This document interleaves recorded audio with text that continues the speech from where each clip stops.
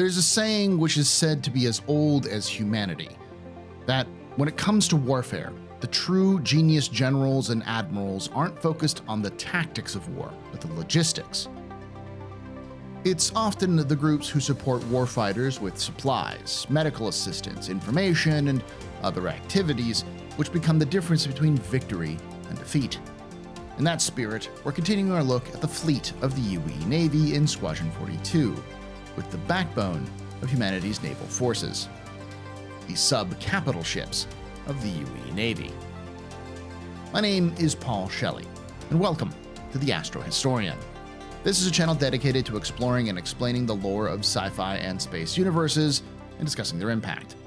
Today we'll be looking at the universe of Squadron 42 and the backbone of the UEE Navy, the sub-capital vessels of humanity. First of all, I'd like to thank those of you who watched our video on the capital ships of the Navy. Many of you commented that you wanted to look at other less eye-catching ships that make up the fleet, so this is a direct result of you, the audience, wanting more of this content.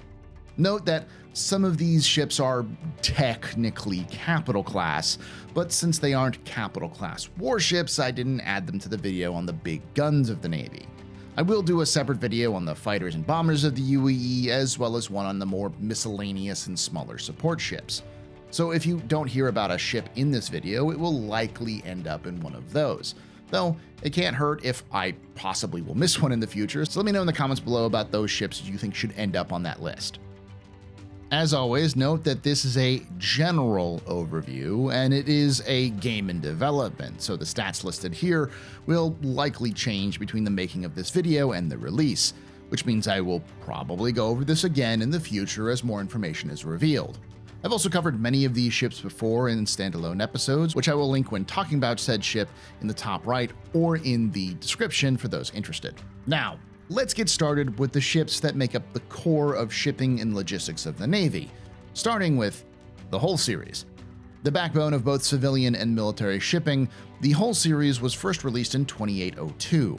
At the time, the UEE was in dire straits.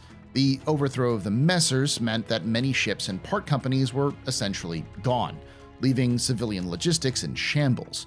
In response, the UEE government had begun to cannibalize their own logistics fleets in order to prevent an economic catastrophe, crippling the logistics of the Navy along the way.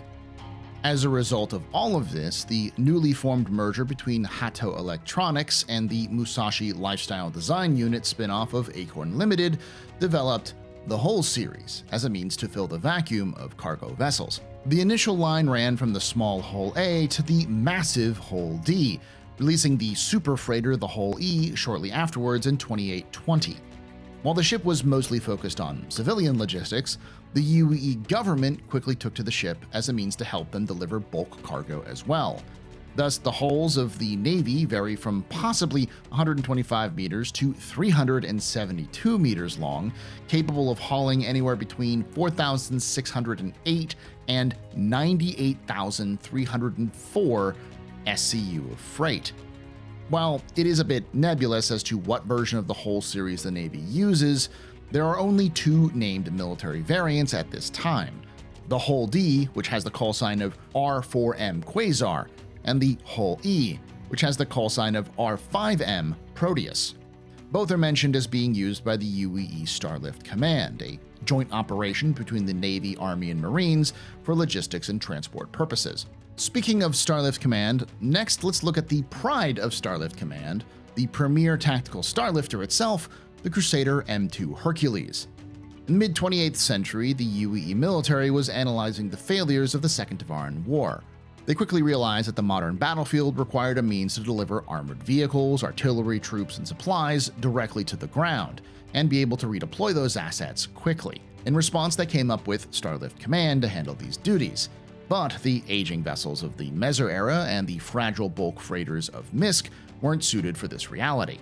Thus, a formal request for a proposal for a new ship to meet these needs was issued in 2814. It asked for a large, well-protected transport that was jump-capable, able to sustain concentrated artillery fire, and able to deploy multiple armored vehicles quickly. Significant proposals were developed by both Aegis Dynamics and Crusader Industries. Crusader, then a premier manufacturer of civilian starliners and associated industrial conversions, was expected to adapt their serving Saturn-class starliner for combat operations. Aegis was expected to develop a bespoke design specific to the UEEN's needs. In an unexpected twist, the opposite proved true. Aegis suggested adapting existing military freighters with armor and defensive turrets, while Crusader developed a much more expensive proposal to create an entirely new design that would eventually become the Hercules Starlifter. Despite Crusader's proposal having 3 times the price tag of Aegis's conversion, the feeling was that such a major reorganization of tactical doctrine would be better supported with an entirely new spacecraft. With that, Crusader Industries launched an all-out 4-year program to develop their first dedicated military support spacecraft. The first active-duty Starlifter unit was formed in May of 2821, dubbed the 84th Starlifter Squadron, with a dozen first-model spacecraft which would formally be designated as the M2 Hercules Starlifter. Coming at a length of 70 meters with a width of 94 meters and a height of 23 meters, the ship is very tall and has a surprisingly large wingspan. Additionally, the ship is capable of transporting 522 SCU of cargo, several ground vehicles of various sizes, or any combination of the two. Due to its unique role and silhouette, starmen and Marines affectionately call the ship Mama Bird. In initial training exercises, the ship worked perfectly, capable of taking sustained fire and deploying a tank or armored car in minutes. The Hercules met the military requirements and then some, with the icing on the cake being the size of the crew required to operate the M2, a measly 1 to 3, meaning a small number of starmen could deliver a much greater amount of troops and materiel to the front lines. Ever since, the M2 has become a staple of military actions all over the Empire, with Navy pilots often flying the Mama Birds for Joint Starlift Command. Related to the M2 is another transport, this time more focused on troops than supplies: the Anvil Valkyrie. First released in 2812, the Anvil Valkyrie is an armored landing craft, officially designated a heavy dropship. It comes in at 48 meters long, 38 meters wide, and 12 meters in height. It carries both the sophisticated defenses of a dropship while still maintaining some of the size and deployment capabilities of larger designs like the M2, able to hold a Cyclone or Ursa rover. It is manned by a pilot and 4 gunners, who sport a bristling array of weapons able to be brought to bear at any opponent. In order to transport its human cargo to the front lines, an array of 20 sophisticated G-couches keep individual soldiers harnessed during the ride to the surface, and VTOL thrusters allow the ship to land and quickly deploy troops and equipment on rough terrain, no larger than the ship's own base. Although the Valkyrie has not yet been used for mass invasion, the design has already repeatedly proven itself in combat in frontier regions. After-action reports specifically praise the ability to immediately deploy an armored vehicle, itself a great improvement over smaller gunships. The ship has become a favorite of UEE Navy pilots, and it is considered the best way to travel by soldiers deploying in hostile situations. Related to the Valkyrie, the premier boarding craft of the UEE Navy is the Anvil Legionnaire. This ship was the brainchild of one Grot Taylor, a lead engineer who recently had been lured away from MISC with the promise of his own project. Taylor was somewhat unusual for a military-focused Anvil designer, because he was staunchly opposed to war in general, regularly speaking about the helplessness he felt about the role spacecraft manufacturers played in propping up the Messer administration. In spite of these beliefs, Taylor considered himself the right man for the job. Perfecting boarding craft would save lives by protecting the soldiers involved and by allowing the crews of larger ships to surrender instead of supporting a system designed to destroy as much equipment as possible. He went to work immediately, starting with the plans for classic planetary assault ships like the Valkyrie, and working laboriously to adapt every piece to space-to-space docking maneuvers. He proposed this idea to the Navy, who was looking for a boarding solution after a high-profile failure to stop a pirate gang turned into a PR disaster, with over 20 dead, including an entire platoon of Marines. His design impressed the Navy so much that they took the project. Not long after, engineers in the project were forced to pause overnight to receive higher than expected level of clearances, something that confused everyone involved at Anvil. The reason for the secrecy under which the rest of the Legionnaire's development was conducted has officially remained classified, although third-party reports suggest it was because the Navy unexpectedly made available a partially complete Vanduul Cleaver boarding craft for the team at Anvil to examine during the development process, a claim that both Anvil and the Navy deny. The first Legionnaire prototype flew the next year, with a full squadron of production test models being activated in 2922. Coming in at a length of 32 meters, a width of 23.3 meters, and a height of 10.2 meters, the ship was actually smaller than the previous go-to boarding ships of the fleet. The ship has a two-deck armored design that could dock directly with another craft's hull, and proved promising very early on. Pilots and crew have raved about the ship's careful interior design, and its bulky protective armor that seems so obviously intended to keep them as safe as possible. A claim proven when a training accident caused a Legionnaire to literally shear apart in Earth's atmosphere, only to safely crash land without a single casualty. Since then, the ship has proven itself in countless actions to be exactly what the Navy needed to board and seize ships. Next, we'll look at some of the pure support ships of the Navy, involved in repair and resupply in the field. Starting with one of the oldest ships in the fleet, the Aegis Vulcan.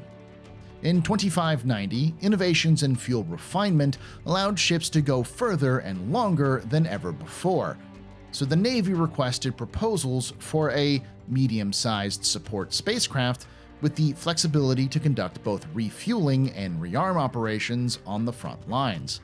Because this was at the height of the Meser era, Aegis Dynamics was given the contract. The Vulcan comes in at 38.5 meters long, 16.5 meters wide, and 10 meters tall. With a crew of 3, it has a low crew count comparatively to the range of missions it could accomplish. What the Navy calls the 3 Rs: rearming, refueling, and repairing. Its main purpose is to deliver the 3 Rs in situ and in the field, often during combat situations, making the job of Vulcan crews very dangerous. The early versions of the ship were very different from the modern versions, requiring the crew to EVA to repair or rearm ships, and used a primitive fuel boom to refuel both quantum and hydrogen fuel. As time went on, the ship underwent many great advancements until the modern version was released, likely sometime in the 28th century. This version was the first to be released with the Bard drone technology, which allowed for remote operation of the 3 Rs. These drones can be configured for any of the 3 main roles, and allow for other ships to be aided on the move, making jobs of Vulcan crews much less dangerous. Vulcans have recently been pressed to service in greater numbers than ever before, both in their traditional roles as fleet support, with multiple Vulcans often assigned to closely follow destroyer and cruiser squadrons, and in what the UEE Navy calls ranged strike groups, in an attempt to relieve pressure from the Vanduul. These strike groups consist of base-launched fighters and bombers supported by modern Vulcans to significantly extend their range and striking power, allowing them to deploy into enemy-held territory to conduct raids and be resupplied quickly to continue their operations. The other major support ship of the UEE Navy is actually a militarization of a civilian ship and a joint project between MISC and Aegis, the Starfarer Gemini. The Starfarer was first built in 2875 and was a great success for MISC, proving their diligent, albeit slow, market research was a valuable way to produce their ships. As such, in 2895, MISC began studying another potential role for the Starfarer, as a key element in the then ongoing efforts to modernize the Navy's supply chain. Struggling with increased Vanduul attacks, the Navy had been recently forced to double back by protecting previously unassailed fuel and munitions routes with escort carriers and destroyer squadrons that were sorely needed on the front lines. A faster, more maneuverable, and better armed tanker based on the Starfarer would then have the potential to not only bring in significant profits for MISC, but also save human lives. The company developed an expensive, elaborately researched pitch that was presented as a speculative bid to the Navy for the Q3 $28.99 budget. However, the bid was roundly rejected within weeks of the presentation, confusing all who took part.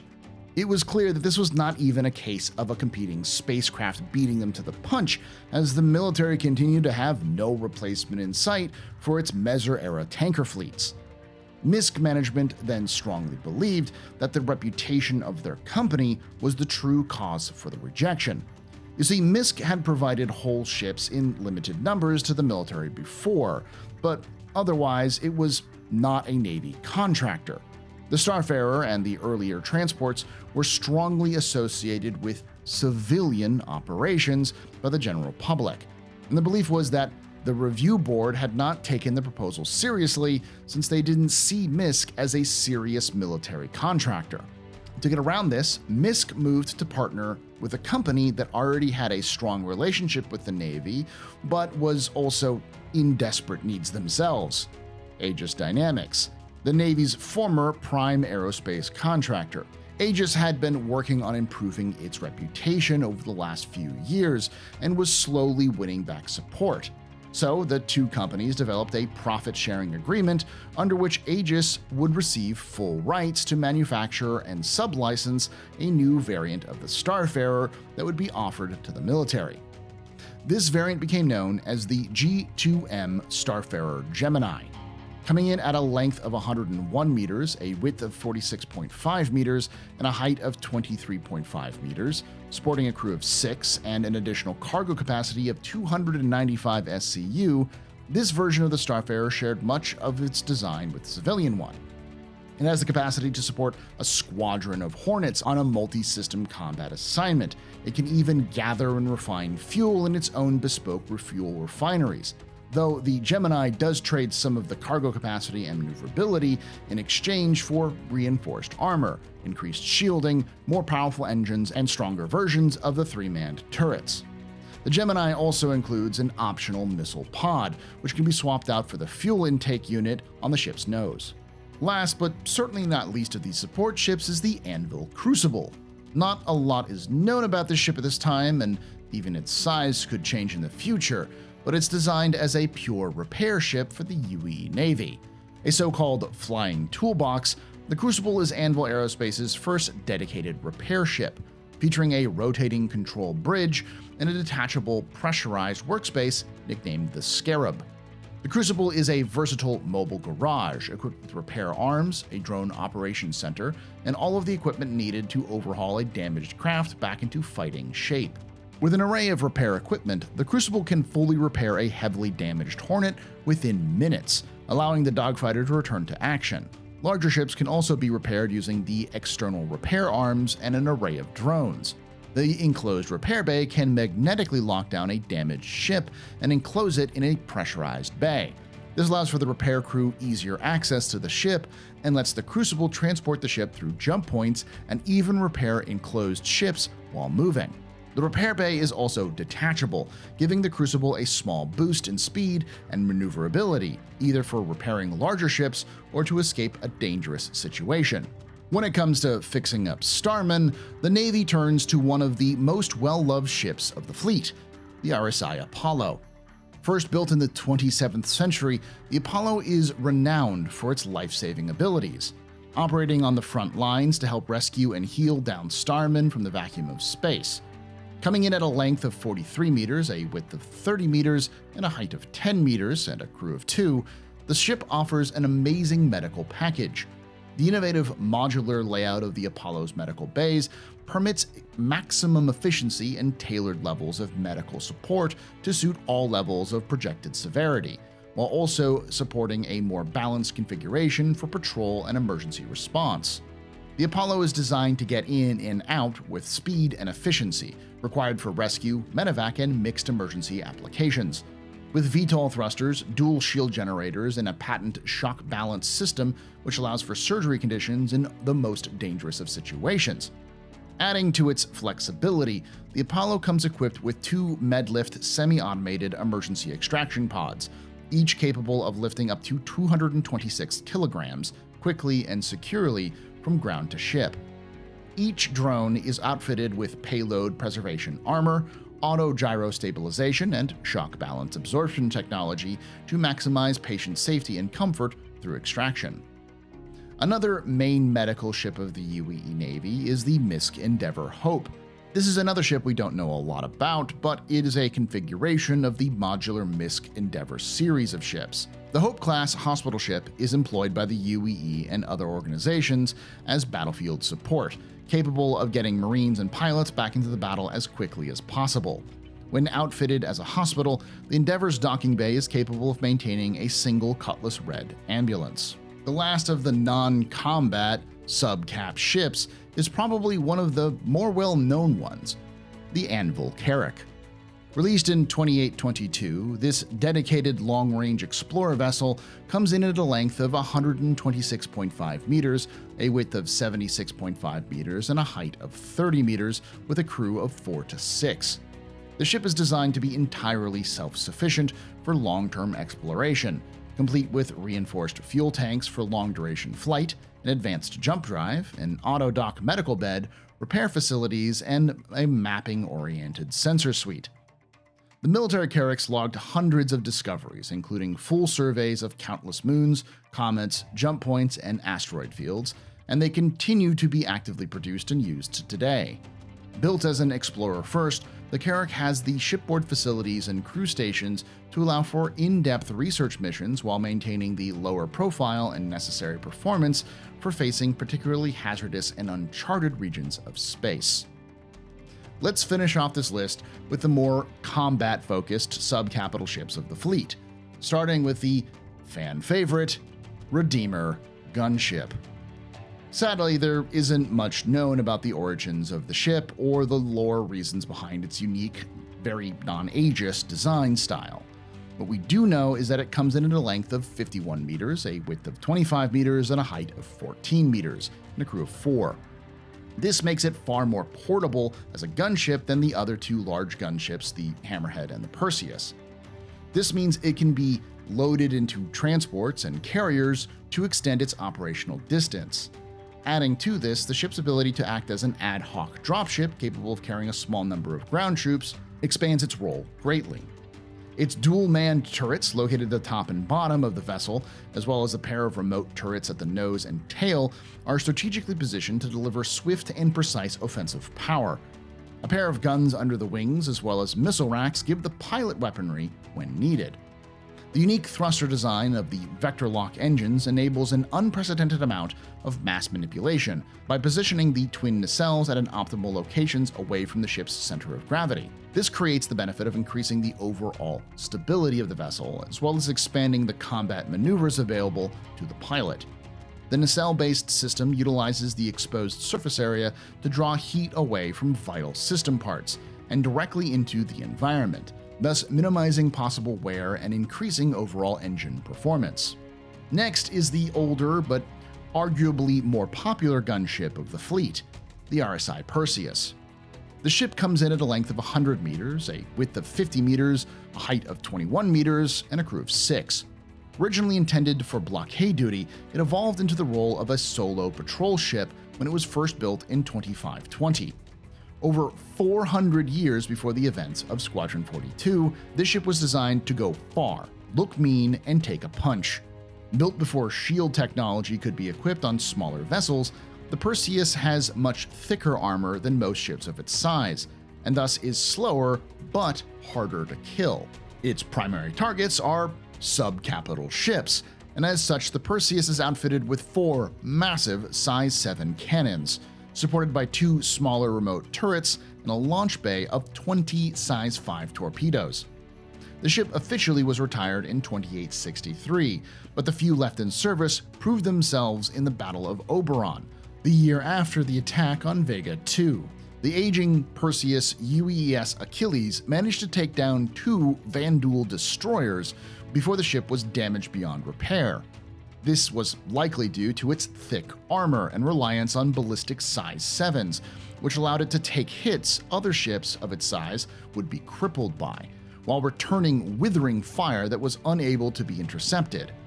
Due to its amazing performance during the battle, Admiral Ernst Bishop personally lobbied RSI to start production of Perseus models once more for use against the Vanduul, which began again in 2950.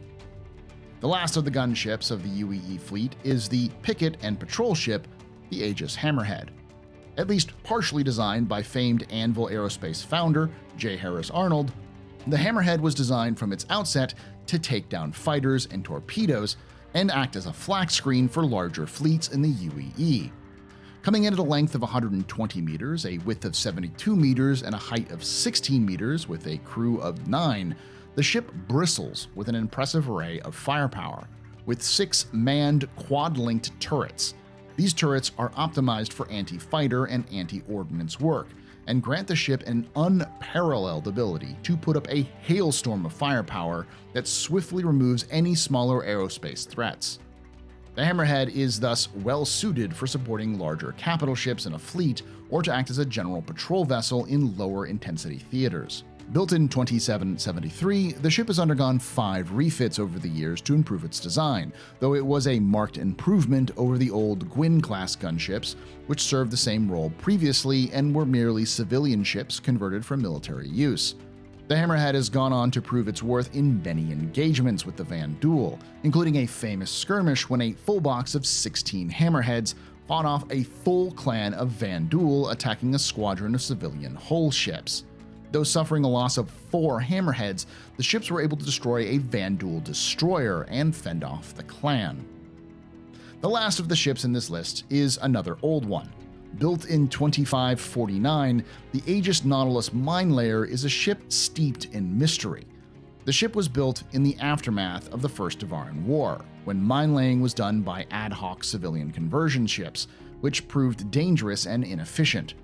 Aegis interviewed these crews and developed a ship which would emphasize accuracy over volume with their mine placements, and would eventually become known as the Nautilus.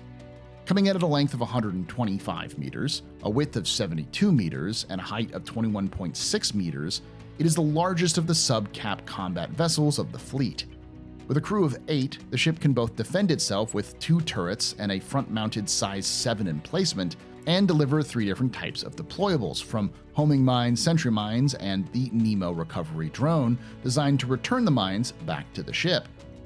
The Nautilus is used in squadrons of ships, which often operate in secrecy in deep range missions or behind enemy lines to deploy mines to prevent retreat or slow advance of enemy forces. As a result, the ship saw action almost immediately after the ship had been released, and has continued service in the UEE Navy since, being involved in almost every major engagement and event in UEE naval history since 2549, where it played a pivotal role in the UEE's success. While the capital ships and squadrons of fighters and bombers of the Navy often get the glory and the prestige, it's the subcap ships that are the lifeblood of the fleet, keeping the peace and ensuring frontline fighters get the support they need. Without these ships, the history of humanity would be very different, covering everything from logistics to screens and patrols. Truly, these ships are the backbone of the Navy and deserve the recognition of their efforts in the survival of humanity. I'd like to thank you for watching, and if you enjoyed the video, think about hitting that like button, subscribe for more content, and hitting the bell icon to be notified when these release. This was a fun add-on, as it was requested by you, the viewers, to try and expand on the ships of the fleet. So I hope this will give those of you who view this around, say, Squadron's initial release, a bit more context as for the universe beyond the bubble of fighters, frigates, destroyers, and carriers that you'll see in that game. I do want to do a quick comment highlight from the last videos on Squadron 42 and/or the UEE Navy, as I mentioned in my last video. On my Naval Doctrine video, commenter Rhino5681 said on the age of ships in the fleet of Star Citizen, quote, "Browning M2 machine gun, in service for over a century now, and no plans to retire it," unquote. I think they hit on the ideas I was trying to point to as the inspiration for the age of ships in Star Citizen. The Modus is still being used, not because it's somehow still the best machine gun in history. Oh, I know many US service members who used it will castrate me for saying that. The reason it's still used is because they're cheap to make. They have a lot in surplus, and they still put holes in things the way a weapon like that should. We often get wrapped up in technological progression being a straight line because we live in an era of rapid technological growth. But that isn't a universal truth.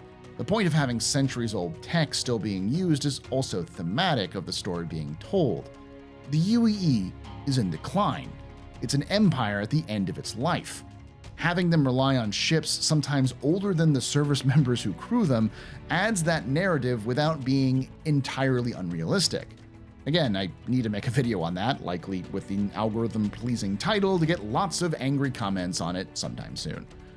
The next comment is on the capital ships of the UEE Navy video by longtime Patreon and supporter Xperia888, who said, quote, "Small correction, the Idris size 10 destroyer mass driver is produced by Klaus and Werner.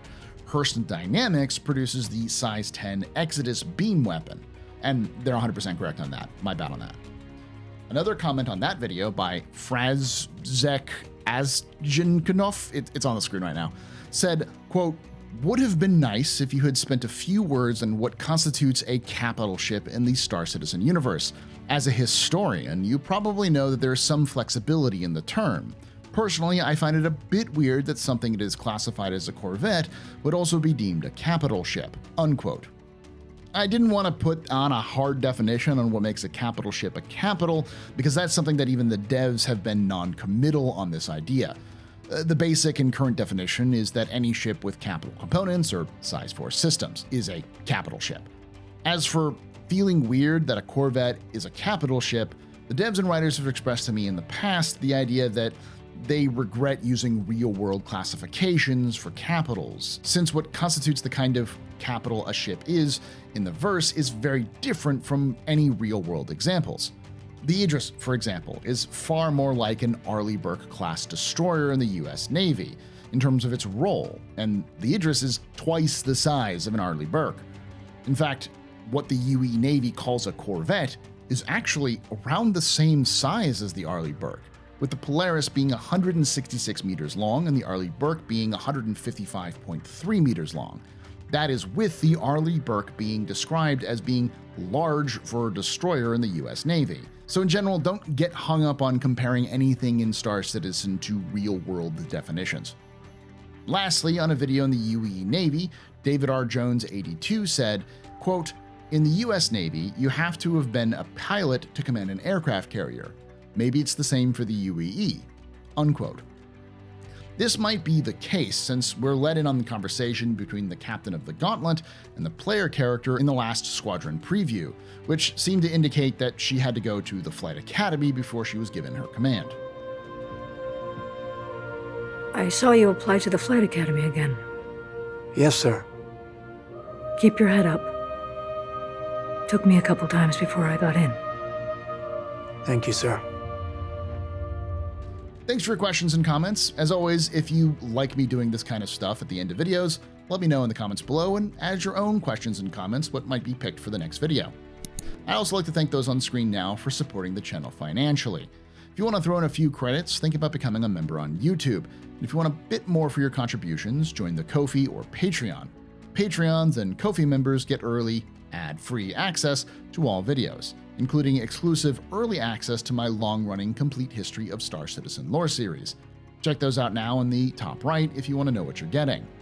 Thanks again for watching, and remember, ex Historia ad Astra.